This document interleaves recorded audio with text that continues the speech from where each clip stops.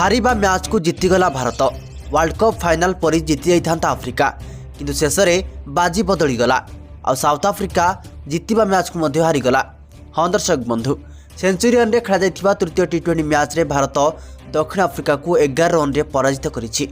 ई विजय सहित भारत 4 मैच रो टी20 सीरीज रे 2-1 रे अग्रगति हासिल करिछि।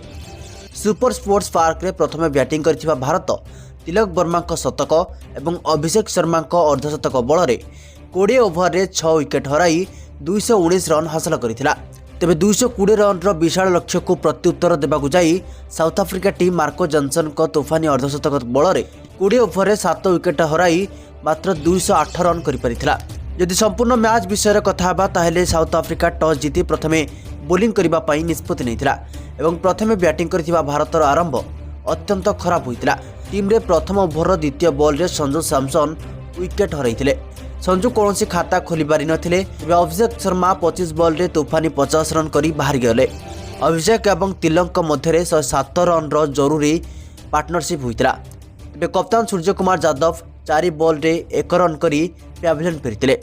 से हार्दिक पांड्या 18 रन। तेज शेष में रमनदीप 6 बॉल रे 15 रन रो एक महत्वपूर्ण योगदान देइथिले। तेज 220 रन रो लक्ष्य को पिछा करबा को जाइथिबा साउथ अफ्रिका टीम रो आरंभ बहुत बढ़िया रहिथिला। रिजा हेंड्रिक्स एवं रयान को मध्य प्रथम विकेट पाई 27 रन रो जरूरी पार्टनरशिप होइतिला। सेपरि भाबे ट्रिस्टान स्टब्स 12 बॉल रे 12 रन करी बाहर जाइथिले। एडन मैक्रम 18 बॉल रे 29 रन रो महत्वपूर्ण योगदान देइथिले। तेज डेविड मिलर 18 बॉल रे 18 रन करी बाहर जाइथिले।